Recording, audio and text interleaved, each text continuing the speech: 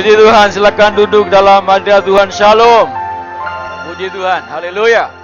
Saya percaya Mazmur mengatakan bahwa Tuhan sedang memberkati kita berlimpah-limpah. Tuhan memahkotai kita dengan segala kebaikannya. Haleluya. Mazmur 65 ayat yang ke-12. Puji Tuhan. Jadi jejak-jejak Tuhan itu yang meninggalkan lemak buat kita. Bicara tentang setiap tuntunan Tuhan itu mendatangkan fatness bahasa Inggrisnya atau desen bahasa Ibraninya. Bicara tentang berkat berlimpah-limpah. Setiap kali orang Yahudi bicara lemak itu bicara tentang berkat yang maksimal. Bilang sama berkat yang maksimal. Haleluya. Tapi pastikan kita mengikuti jejak-jejaknya Tuhan. Setiap firman Tuhan kita lakukan dengan setia. Haleluya. Fatness, lemak, bicara tentang desen, bicara tentang abu bekas korban. Jadi setiap kita memberikan korban kita kepada Tuhan, waktu kita, tenaga kita, pikiran kita, seluruh hidup kita persembahkan buat Tuhan, maka Tuhan akan memberikan desen, lemak, fatness, berkat yang berkelimpahan itu. Katakan amin. Tuntunan Tuhan sepanjang 2020 adalah tahun dimensi yang baru. Dan ayat emas kita di sepanjang tahun 2020, salah satunya adalah 2 Korintus 3 ayat 18. Kita semua mencerminkan kemuliaan Tuhan. Bilang sama-sama, kita semua mencerminkan kemuliaan Tuhan. Doksa atau kabot ya. Artinya kemuliaan Tuhan, artinya kedahsyatan Tuhan, artinya suasana surga. Kita bawa dimanapun kita berada. Itu sebabnya supaya kita bisa mencerminkan, semua kita tanpa kecuali bisa mencerminkan kemuliaan Allah, maka saya dan saudara harus serupa dengan gambar Tuhan, gambar Yesus. Haleluya. Bicara tentang value, bicara tentang nilai, bicara tentang karakter, sifat, tabiat, perbuatan, kerohanian Tuhan Yesus yang harus kita teladani, yang harus kita lakukan, yang harus kita refleksikan, cerminkan melalui kehidupan kita hari lepas hari. Katakan amin. Puji Tuhan. Jadi ayo cross check sama-sama. Kalau hari ini kerohanian kita, tabiat kita, karakter kita ternyata masih sama dengan tahun lalu, 5 tahun lalu, 10 tahun lalu, atau bulan yang lalu, jangan-jangan kita mati rohani atau koma rohani, maka kita yang hidup harus bertumbuh setiap hari. Berubah mengarahkan lebih baik. Perubahan adalah sesuatu pilihan, maka haruslah kita memilih sebagai anak Tuhan, pilihan-pilihan yang baik, berubah ke arah yang lebih baik. Katakan amin. Haleluya, puji Tuhan. Ayo koreksi hidup kita sama-sama, sesuaikan hidup kita, selaraskan hidup kita dengan firman Tuhan. Berubah ke arah lebih baik, semakin kesini hidup kita harus semakin serupa dengan Tuhan Yesus. Haleluya. Ya. Ada seorang namanya Sokitil Greer, orang Amerika. Itu sangat ngefans sekali dengan Meghan Markle. Ada tahu siapa Meghan Markle? Seorang wanita Amerika yang diambil sebagai istri dari Pangeran Harry. Orang biasa, kemudian jadi princess di kerajaan Inggris. Maka begitu banyak orang ngefans sama dia, dan salah satunya, saking ngefansnya itu, berani mengubah diri supaya serupa dengan Meghan Markle itu. Namanya Sokitil Greer itu ya. Nggak perlu dihafalin. Hanya cerita saja ini. Ini sungguh-sungguh terjadi. Maka perempuan ini saking ngefansnya ingin serupa mirip dengan Meghan Markle. Ngubah wajahnya. Hidungnya dimancungin, pipinya dibentuk, rahangnya dioperasi, disuntik filler, dibotoki dan sebagainya. Menghabiskan 35 US dollar, 35.000 US dollar. Kalau dirupiahkan kurang lebih 500 juta. Berani bayar harga, berani sakit, berani nahan nggak enak, ya kan? Saking pengennya serupa dengan seseorang yang lain begitu.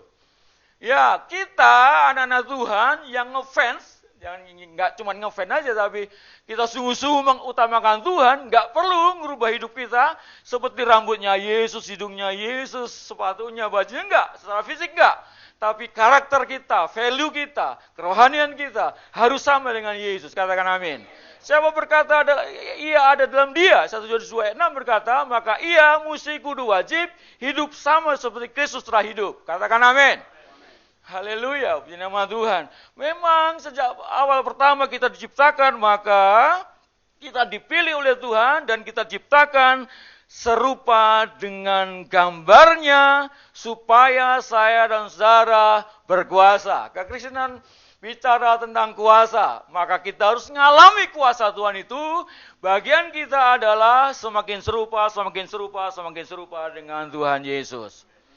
Haleluya, puji nama Tuhan. Jangan serupa dengan dunia ini, tetapi serupalah dengan Tuhan Yesus. Mari belajar dari satu ayat, Yesaya 9 ayat yang ke-5. Puji Tuhan. Boleh saya ambil minum dulu ya, Bapak Ibu ya. Sambil Alkitabnya dibuka, Yesaya 9 ayat yang ke-5. Ya, setelah ini, sebab setiap habis ini, ya ini kalau digital 6 ya, kalau digital ayat 6. Nah ini dia. Yuk kita baca sama-sama. Saya percaya kita sudah familiar dengan Yesaya 9 ayat yang ke-6 kalau digital, kalau di Alkitab yang konvensional ayat yang ke-5 kan. Sebab seorang anak telah lahir untuk kita, bicara Yesus kan.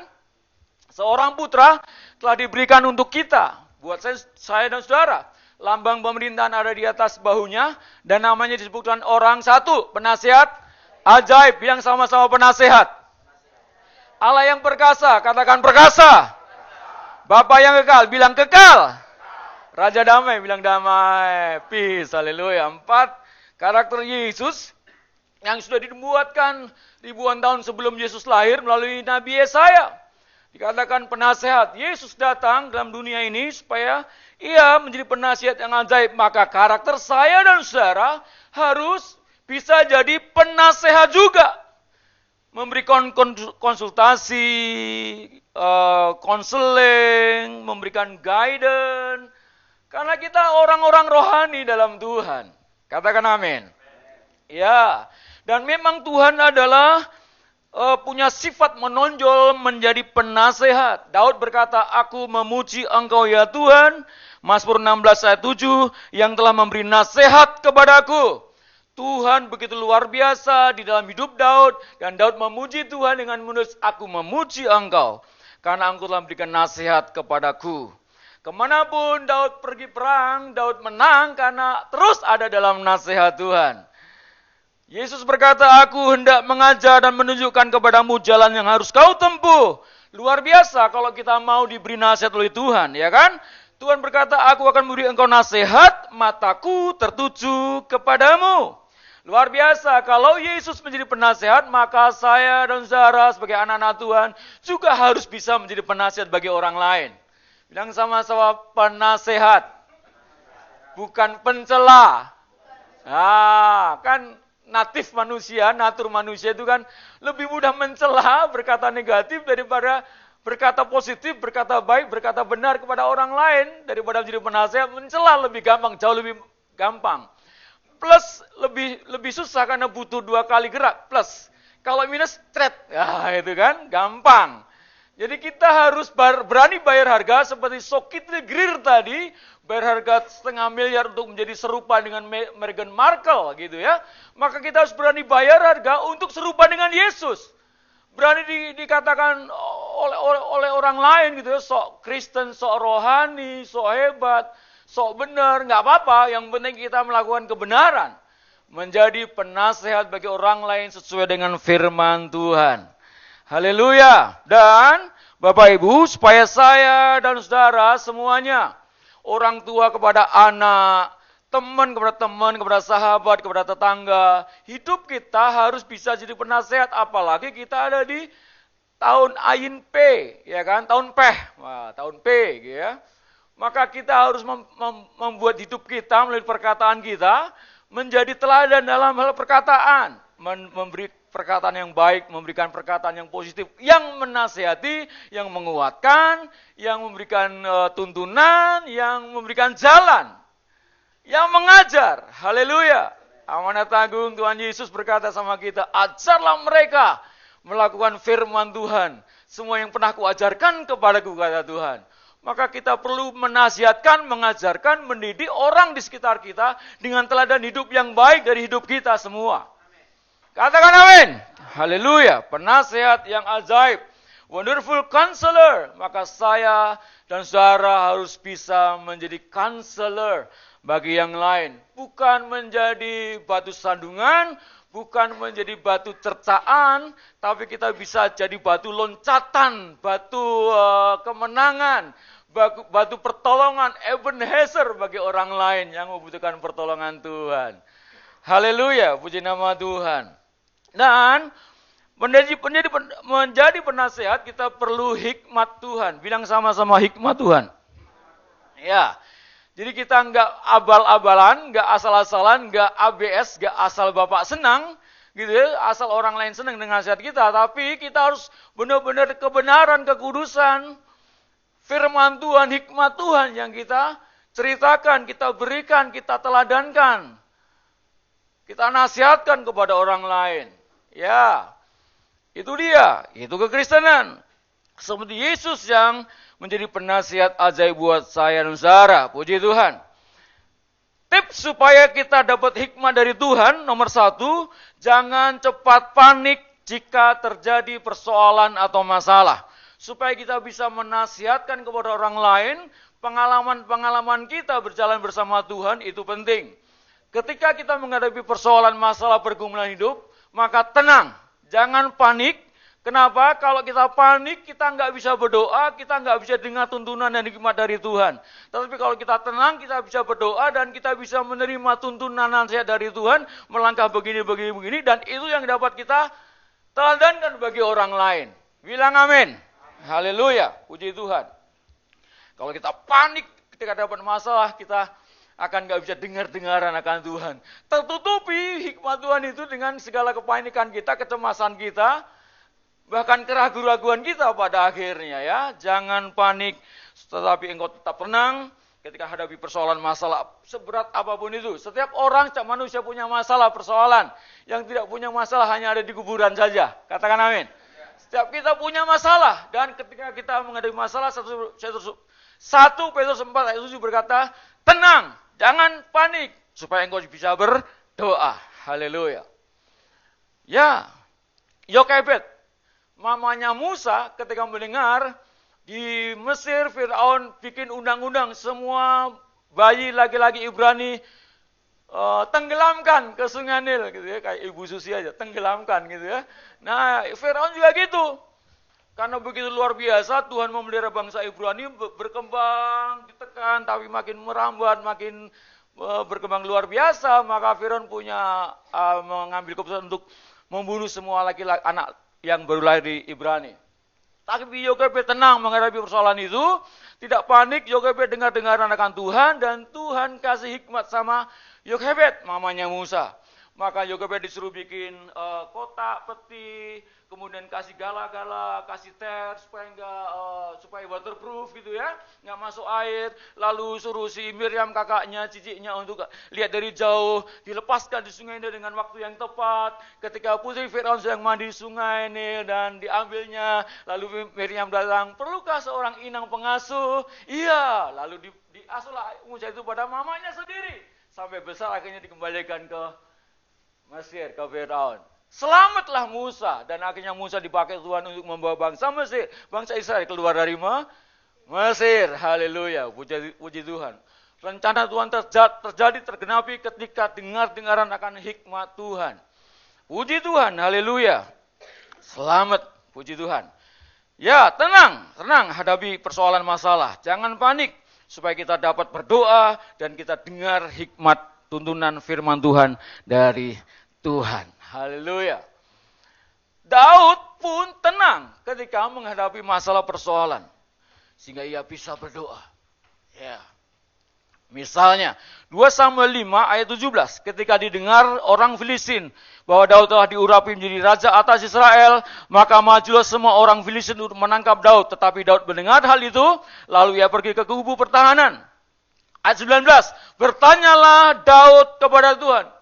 Ketika Daud diangkat jadi raja Israel, orang Filistin mau serbu Daud. Tapi Daud dengar itu, lalu Daud cari Tuhan. tenang hadapi masalah, menghadapi musuh, dan dia berdoa sama Tuhan. Apakah aku harus maju melawan orang Filistin itu?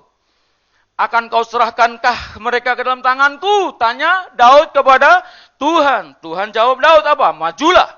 Sebab aku pasti menyerahkan orang Filistin itu ke dalam tanganmu. Dan seterusnya. Luar biasa. Filistin pada akhirnya ya dipukul mundur oleh Daud yang baru saja diangkat jadi Raja Israel. Haleluya. Ayat 22, ketika orang Filistin itu maju sekali lagi. Wah, enggak kapok-kapok Filistin itu ya. Menyerang bangsa Israel ya. Ayat 22. Dan memencari lembah Refaim. Maka, lagi-lagi, bertanyalah Daud kepada Tuhan. 2 Samuel 5 ayat 23. Maka bertanyalah Daud kepada Tuhan dan ia menjawab, janganlah maju. Lihat, tuntunan Tuhan begitu luar biasa. Kalau yang pertama, oke, maju, sikat. Tapi yang kedua, jangan maju, tapi buatlah gerakan lingkaran sampai ke belakang mereka. Wah, ditikam dari belakang. Sehingga engkau dapat menyerang mereka dari jurusan pohon-pohon kertau. Luar biasa, dengan detail diceritakan hikmat Tuhan kepada Daud. Dan akhirnya Daud, at the end of that day, menang melawan bangsa Filistin. Luar biasa. Bangsa Filistin pada waktu itu adalah bangsa yang sudah sangat mahir dengan logam, raja logam. Senjata semua Filistin yang menguasai. Orang Israel belum sampai pada bangsa besi, bangsa logam pada waktu itu. Jadi sangat terbatas perlengkapan persenjataannya. Tapi karena hikmat Tuhan menghadapi persoalan masalah musuh, Daud dan Israel akhirnya menang melawan musuh yang sangat kuat itu. Tenang, berdoa, dengar Tuhan bicara. Kita dapat hikmat dan kita menang. Yang mau menang katakan amin. Haleluya, nama Tuhan. Jangan seperti Saul sebelumnya, hadapi masalah, ya tapi nggak tenang, panik, akhirnya bikin salah. Panik, nggak tenang hadapi masalah, akhirnya kita bikin keputusan salah di hadapan Tuhan. Saul menghadapi Filistin, Saul panik, nggak tanya Tuhan lebih lanjut, bertindak sebagai imam, yang harusnya Samuel yang mempersembahkan korban, tapi enggak tahan terhadap orang Filistin yang hendak menyerang, akhirnya dia ambil ukupan dan mempersembahkan korban kepada Tuhan. Dan Alkitab berkata, Samuel berkata, bodohlah apa yang kau lakukan itu. Sesungguhnya Tuhan akan menetapkan engkau menjadi raja yang luar biasa, tapi kerajaanmu akan dialihkan kepada orang lain. Yang diberikan akhirnya pada Daud yang takut akan Tuhan, yang sungguh-sungguh tenang, sungguh-sungguh hidup dalam doa pujian penyembahan kepada Tuhan. Oh, luar biasa. Haleluya. Ya, sebelumnya juga Saul karena menghadapi persoalan yang sama, akhirnya apa? Tanya kepada seorang peramal. Tanya tentang arwah, gitu ya. Kepada arwah, bagaimana supaya aku menang dan seterusnya. Padahal firman Tuhan jelas berkata, kalau kita berhubungan dengan arwah, tanya kepada mereka, kita sedang berzina secara rohani, dan itu kekejian di hadapan Tuhan. Katakan amin. Bilang sama-sama tenang, tenang, tenang. Haleluya, puji nama Tuhan. Oke, yang kedua, kalau supaya kita punya hikmat, yang pertama dikatakan jangan panik, tetap tenang, menghadapi persoalan masalah. Maka yang kedua, supaya kita punya hikmat, dan kita akhirnya dengan hikmat itu bisa menasihati orang lain, maka kita harus punya sifat tegas, tidak kompromi terhadap dosa. Tegas pada kebenaran, tidak kompromi dengan dosa. Saudara, Bapak Ibu, Saudaraku yang kasih Tuhan, kita tentu pernah dengar cerita tentang Raja Salomo yang begitu hebat, punya hikmat dari Tuhan. Dan salah satu sifat Salomo, sehingga akhirnya dia dapat hikmat yang luar biasa, dan seluruh bangsa Israel akhirnya mengakui hikmat Salomo, sampai bangsa-bangsa lain pun ingin datang ke Israel untuk lihat hikmatnya Salomo. Salah satunya adalah karena ketegasannya ketika dua orang emak-emak datang ke kerajaan Salomo, dan mereka rebutan bayi, anak. Iya, puji Tuhan. Iya kan? Ibu yang satu bilang itu anakku, ibu yang kedua bukan anakmu, itu anakku, gitu ya. Akhirnya dengan tegas sekali Salomo berkata, ambil pedang, belah jadi dua, bagi dua, adil, gitu kan? Iya, ibu yang pertama, jangan biarkan kasih ke dia ada, jangan sampai anak itu mati. Anak ibu yang kedua bilang, udah belah aja. Dan Salomo akhirnya dapat hikmah itu. Oh, berarti ibu yang benar adalah ibu yang pertama, yang tidak menginginkan anaknya mati. Akhirnya anak itu diberikan oleh ibu yang pertama. Dan dihukumlah ibu yang kedua. Begitu luar biasanya.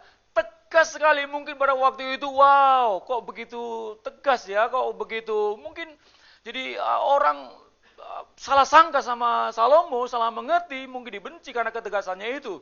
Tapi ketegasan terhadap kekudusan, kebenaran, tuntunan Tuhan, tidak korup dengan dosa, membuat kita punya hikmat dari Tuhan. Haleluya. Bilang sama-sama, jangan kompromi dengan dosa kejahatan. Haleluya. Benar-benar tegas kepada firman Tuhan. Hidup kudus, itu penyembahan kita yang paling baik di hadapan Tuhan. Hati-hati kalau kita tidak tegas, seperti kita bisa belajar dari Imam Eli. Dua anaknya namanya Hofni dan Pinehas kan. Kalau kita berkata begitu dursila, nah itu dia bahasa Alkitab. Sifat kelakuan Hofni dan Pinehas. Ketika orang-orang Israel mempersembahkan korban, maka pembantu Hofni dan Pinehas datang dengan garpu bergigi 3, diambilnya itu dan mereka pergunakan untuk diri mereka sendiri, memperkaya diri sendiri, korupsi dari persembahan bangsa Israel. Bahkan Hofni Pinehas tidur dengan wanita-wanita di pintu gerbang rumah Allah. Mengerikan sekali, dan Imam Eli nggak pernah memarahi, nasihatinnya pelan-pelan saja, nggak tegas. Akhirnya Hofni Pinehas mati di tangan Filistin, dan kemudian Ikabod, hilang kemuliaan Allah, karena tabut Allah dirampas oleh orang Filistin. Dengar itu Imam Eli yang kegemukan, makan lemak-lemak yang harusnya dipersembahkan kepada Tuhan, akhirnya jatuh dari tahtanya dan dari kursinya, dan akhirnya meninggal mati dengan batang leher yang putus patah. Ngeri kali, tragis sekali. Haleluya. Ayo sungguh-sungguh dengan hikmat Allah kita minta Tuhan tuntun kita supaya hidup saudara dengan perkataan kita bisa menasihati orang lain di luar sana. Kita jadi jalan keluar, kita menjadi problem solver, bukan trouble maker gitu ya. Iya, hidup kekristenan kita harus menunjukkan bahwa kita bisa seperti Yesus yang memberikan nasihat kepada orang di luar sana. Haleluya, puji Tuhan. Nah, jadi Imam Eli, imam loh, 40 tahun memerintah sebagai imam di bangsa Israel. Tapi jabatan seseorang, kedudukan seseorang, serohani orang itu, kalau nggak sungguh-sungguh dengan hikmat kebenaran firman Tuhan, akhirnya kalah juga. Nggak menjamin kedudukan seseorang pendeta besar kalau dia nggak sungguh-sungguh dengan firman Tuhan, habis dia di hadapan Tuhan. Katakan amin. Haleluya, puji nama Tuhan. Jangan kompromi dengan dosa, dengan dunia ini. Ya, haleluya. Lalu yang ketiga, supaya kita punya hikmat, maka alami setiap perjalanan hidup kita berjalan bersama dengan Tuhan. Bilang sama-sama, berjalan dengan Tuhan. Ya, sudah tahu cerita tentang Yusuf ya.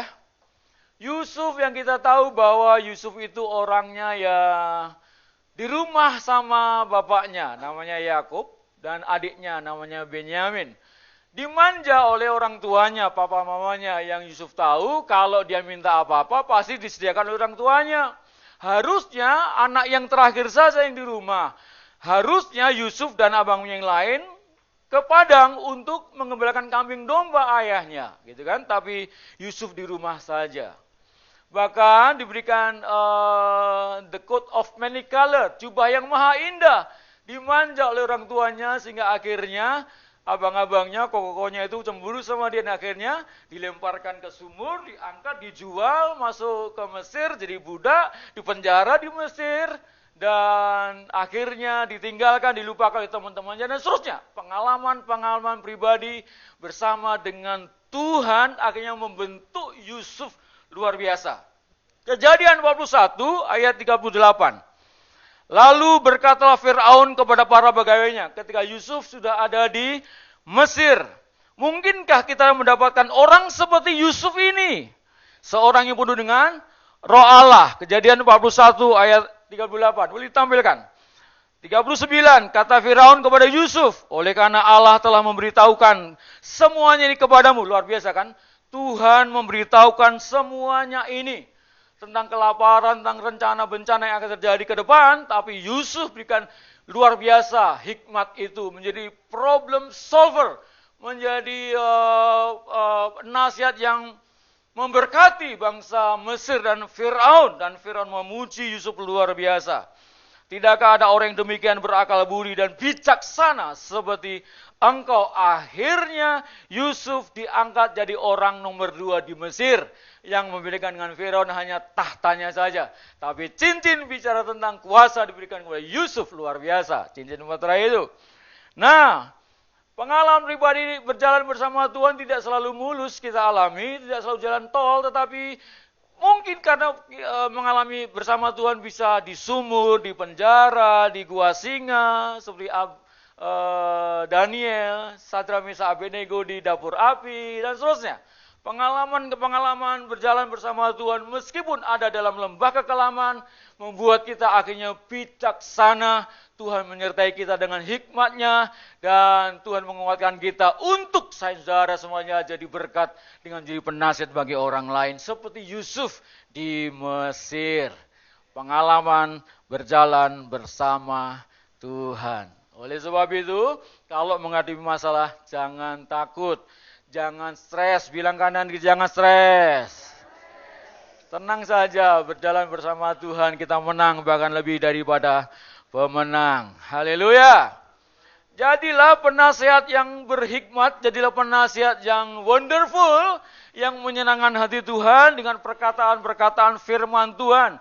Yang baik, yang benar, yang mulia, yang manis, yang sedap didengar, yang disebut dengan kebajikan yang patut dipuji. Filipi 4 ayat 8. Haleluya. Puji Tuhan. Koreksi hidup saudara, kalau ternyata hidup kita tidak berintegritas, gak jujur, perkataan kita gak memberkati, penuh dengan akal bulus atau motivasi yang terselubung, gak jujur, menghakimi, merendahkan, menyudutkan, membuat orang lain down di hadapan Tuhan. Ayo ubah perkataan kita. Kalau kita mengubah perkataan kita, if you change your word, you can change your word.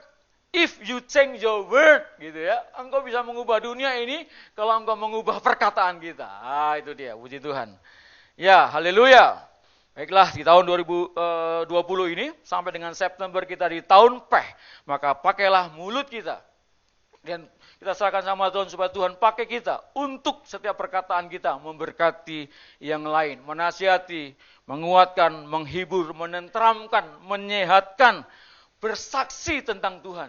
Betapa Yesus itu dahsyat luar biasa. Kolose 3 ayat 16. Hendaklah, screen-nya ditampilkan, hendaklah perkataan Kristus diam dengan segala kekayaannya di antara saya dan saudara. Sehingga kita dengan segala hikmat mengajar, menegur orang. Wah, luar biasa. Mengajar, menegur dengan hikmat Tuhan, dengan segala kekayaan. Perkataan Kristus yang memberkati, yang menenteramkan, yang menyehatkan, yang mendorong, yang menginspirasi. Ya, perkataan Kristus itu yang harus kita pergunakan sebagai sumber nasihat-nasihat kita kepada orang lain. Ya, Yesus saja kepada orang yang pernah dibawa oleh para imam, ya, ketangkap basah berbuat asusila, ya kan, akhirnya dibawa Yesus berkata, aku tidak menghukum engkau, pulanglah dan jangan berbuat dosa lagi. Tegas sekali Tuhan berkata, jangan berbuat dosa lagi, aku tidak menghukum engkau. Akhirnya bertobat kan dengan perkataan-perkataan itu. Jangan seperti Yudas ketika mereka habis kul, lalu ada seorang wanita yang mengurapi Yesus. Yudas berkata, buat apa memboroskan uang dengan minyak yang mahal ini, bisa dijual 300 dinar. Upah pada waktu itu, satu orang kerja sehari 1 dinar, hampir setahun gaji orang itu, dibelikan minyak narwastu yang mahal itu untuk mengurapi Yesus.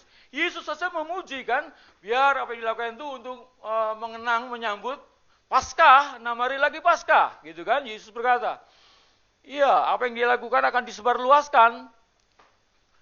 Tapi Yudas berkata dengan perkataan yang menghakimi, menghukum, yang tidak menguatkan. Kalau nggak kuat mentalnya, bisa membuat orang itu jauh dari Tuhan. Maka perkataan kita jangan sampai membuat orang lain jatuh, jauh dari Tuhan. Tapi orang itu bertobat dan semakin berdekat sama Tuhan. Katakan amin. Haleluya, puji nama Tuhan. Ya, hati-hati dengan ucapan kita. Jangan kalah dengan kokok ayam. Ya, Petrus nyangkal Yesus 3 kali dan sadar setelah dengar kokok ayam. Kokok ayam itu bisa menyadarkan orang untuk kembali datang kepada Tuhan Yesus. Masakan perkataan kita justru membuat orang yang jauh dari Tuhan, meninggalkan Tuhan. Jangan. Jadi kita harus sungguh-sungguh memperkatakan yang baik, memberkati, menolong, menguatkan orang itu. Haleluya, akhirnya datang kepada Tuhan. Katakan amin. Yudas itu bicara tentang Kristen, orang Kristen, bahkan murid Tuhan Yesus kan. Tapi tidak jaminan orang dalam gereja, orang Kristen, murid Tuhan Yesus, perkataannya membangun, tidak jaminan. Maka hari ini kita dengar semua sama-sama, ayo bertobat mulai diri kita, mulai dari hal yang kecil dengan perkataan-perkataan kita, supaya kekristenan kita nampak di luar sana, kita bisa menjadi penasihat yang baik bagi orang lain, jadi berkat. Haleluya, puji nama Tuhan. Ya, Tuhan berkati berlimpah-limpah. Setiap kita, saya berdoa kita semua dapat firman Tuhan hari ini dan kita praktekkan sama-sama di hadapan Tuhan. Haleluya. Ya, puji Tuhan. Nah, satu ayat terakhir. 1 Timotius 1 ayat ke-5. Yuk kita baca sama-sama. 2, 3. Tujuan nasihat itu ialah kasih. Bilang sama-sama kasih. Kekristenan itu kalau diperas-peras adalah kasih. Ya, kasih kepada Allah Bapa dan kasih kepada sesama. Jadi tujuan nasihat adalah kasih. Tujuan nasihat bukan uang, bukan supaya dipuji orang, supaya dikenal orang, supaya dianggap baik sama orang, tapi kita menunjukkan kasih Bapa kepada mereka. Enggak ada motivasi yang terselubung dari kita. Jangan mencuri kemuliaan Allah. Semua yang kita perkatakan, semua yang kita lakukan, yang semua kita teladankan untuk memuliakan nama Tuhan. Bilang kanan kiri, selamat mempraktekkan firman Tuhan. Maka perhatikan apa yang terjadi, berkat Allah berlimpah-limpah buat saya dan Sarah. Haleluya. Bangkit berdiri sama-sama dan kita akhiri dengan doa. Puji Tuhan. G. Haleluya.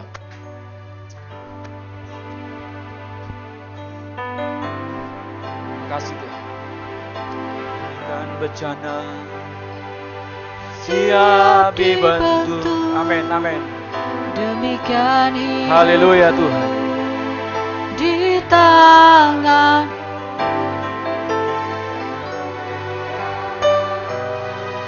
kuasa Roh-Mu ku dibaharui. Selalu jadikanku alat ya Tuhan, jadikan alat dalam rumah-Mu, berikan hidupku di tangan-Mu. Amin. Turut kehendak-Mu pakailah. Amin. Ku mau seperti-Mu Yesus, ku mau seperti-Mu. Ini doa kami di hadapan-Mu ya Tuhan. Sempurnakan selalu dalam setiap jalanku, memuliakan. Nah, semua berkata ku mau seperti-Mu Yesus. Haleluya. Oh Rabaya Syanama. Haleluya. Kami mau sempurna seperti Yesus sempurna. Jalan hidup kami memuliakan nama-Mu. Ku mau seperti-Mu Yesus. Rabaya Syanama ralaba. Inamagara laba ya ralaba. Sempurnakan selalu dalam segenap. Amin ya Tuhan, memulia. Sekali lagi, haleluya, ku mau sepertimu. Biar setiap kami yang datang kepada Tuhan, pujian ini jadi doa kami ya Tuhan. Jadilah kehendak-Mu atas hidup kami, setiap hidup kami.